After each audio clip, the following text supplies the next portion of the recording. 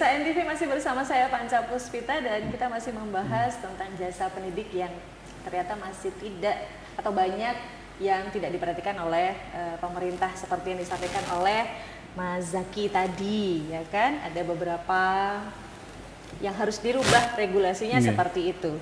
Bener nggak Mas Zaki ya? Jadi betul Mbak Panja. Undang-undang kita itu sudah relatif lama ya. Undang-undang Sisdiknas itu nomor 20 tahun 2003. Berarti sudah hampir 18 tahun undang-undang itu berlaku, dan menurut kami perlu ada upaya untuk melihat kondisi real yang ada di lapangan. Tentu karena undang-undang masih sangat lebar untuk direvisi atau bukan di amandemen, kalau di amandemen kan undang-undang dasar, direvisi lah terhadap implementasi yang sudah dilakukan di Indonesia dan di pemerintah daerah. Artinya dari Undang-Undang Sisdiknas tahun 2003 itu pasti banyak plus minusnya lah. Dan ini harus diakui oleh pemerintah sebagai upaya negara itu hadir untuk mencerdaskan kehidupan bangsa. Yang perlu kita garis bawahi bahwa APBN kita itu 20%-nya adalah urusan pendidikan. Maka urusan pendidikan ini harus sangat diatur dengan kondisi realitas yang ada di Indonesia. Maka dalam kesempatan ini kami berharap ada pihak yang mendorong adanya revisi Undang-Undang Sisdiknas nomor 20 tahun 2003 agar melihat realita-realita yang ada di masyarakat, di mana masih banyak insan-insan pendidikan yang belum diperhatikan menyeluruh oleh pemerintah. Walaupun hari ini masa pandemi, dengan alasan anggaran dipotong dan sebagainya, saya yakin tetap ada jalan lah untuk kemudian bermuara pada kehadiran negara untuk seluruh insan pendidikan. Tidak hanya memikirkan bos saja atau sarprasnya saja, tapi sumber daya manusia berupa guru ini menjadi penting. Insya Allah kalau gurunya diperhatikan, gurunya akan lebih memperhatikan muridnya. Betul. Saya sepakat kayaknya sama Mas Zaki kalau yang itu. Kalau dari Gus Raji sendiri, harapan untuk pemerintah dan juga harapan untuk pendidikan ke depannya seperti apa, Gus? Pemerintah dalam hal ini perhatian kepada pondok pesantren khususnya guru madrasah diniyah, Mbak. Ini kami sudah diadakan kuliah gratis bagi guru ngaji di pondok pesantren atau guru madrasah diniyah. Cuma harapan kami karena ini sudah berjalan kurang lebih 8 sampai 10 tahun ya, Gus, ini programnya gubernur.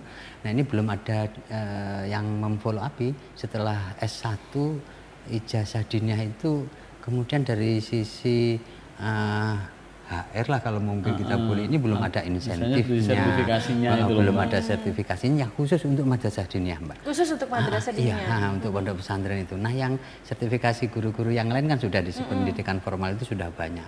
Nah, hari ini yang belum kan setelah diadakan kuliah gratis, kemudian guru-guru Madin juga sudah kami himbau untuk kuliah juga sudah.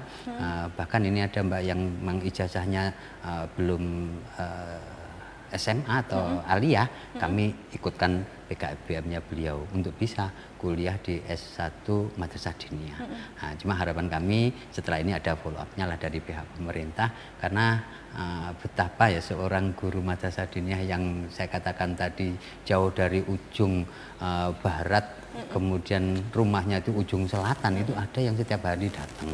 Itu ada yang setiap hari, Mbak. Nah, tapi karena biasanya kebetulan mertuanya daerah sana, jadi setiap hari datang sekaligus nimbrung ke mertuanya, dan itu perlu ada perhatian, Mbak. Nah, karena memang perlu ada. Harus nyenggol Mas Zaki untuk bisa membantu menyampaikan gitu ya, Gus ya. Iya, betul. Mungkin yang dimaksud guru tadi pengaturan. Setelah S1 kalau guru formal kan setelah S1 bisa sertifikasi, passing dan sebagainya.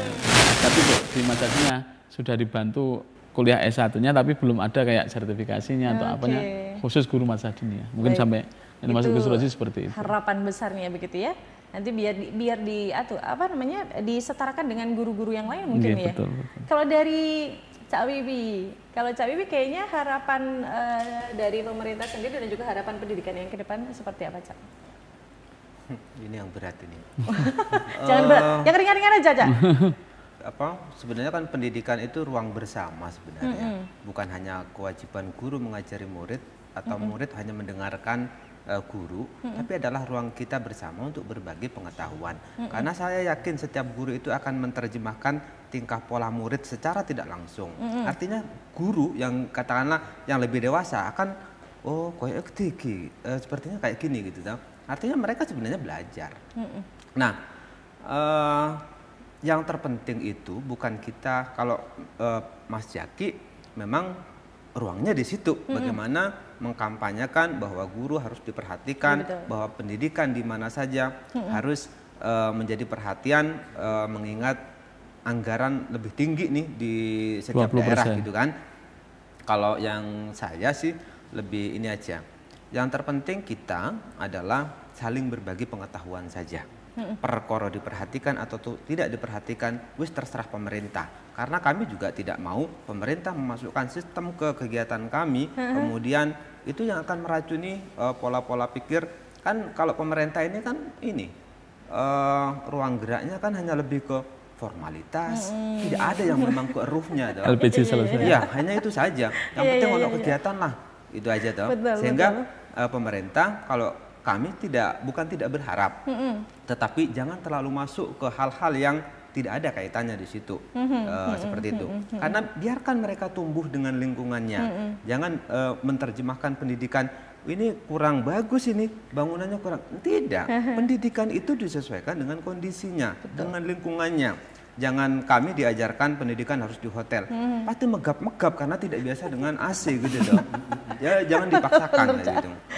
Biarkan pendidikan berjalan sesuai dengan kondisinya. Baik, terima kasih Cak Wiwi. Memang sudut pandangnya jadinya berbeda-beda nanti ya, dari sudut pandang Mas Zaki, Gus Rosi dan juga Cak Wiwi. Tapi harapan yang paling utama adalah pendidikan yang ada di Indonesia bisa tambah lebih baik lagi begitu ya. Terima kasih Cak Wiwi, terima kasih Gus Roji dan juga Mas Zaki yang sudah hadir di studio kami. Semoga apa yang kita bicarakan di Dialog Nasional MTV kali ini bisa bermanfaat untuk semuanya. Dan kepada jasa para pendidik, teruslah berniat tulus untuk bisa meningkatkan kecerdasan anak bangsa. Sampai jumpa.